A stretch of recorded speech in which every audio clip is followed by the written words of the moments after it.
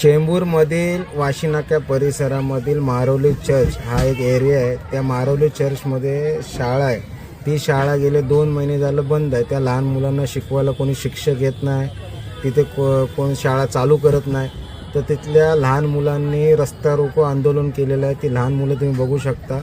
तिथले सर्व लहान मुलं त्या एरियातील तिथले पालक सगळे रस्त्यामध्ये उभे. दोन्ही साईडला पूर्ण ट्रॅफिक जाम झालेली आहे.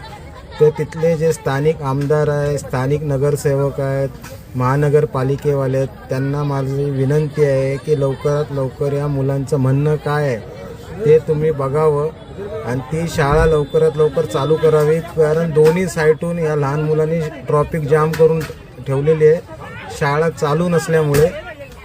चेंबूर मारोली चर्चमधला हा एरिया आहे, near by Punjab national bank. मुलं काय ऐकायला तयार नाही आहे. शाळा चालू करा, आम्हाला शिकायचं आहे हेच त्यांचं म्हणणं आहे. दोन्ही साईडला ट्रॅफिक जाम करून ठेवलेले. माझी सरकारला विनंती आहे लवकरात लवकर यांची दखल घेऊन ट्रॅफिक फ्री करावी आणि या मुलांचं भवितव्य शिक्षण शाळा चालू करावी ही विनंती आहे सरकारला.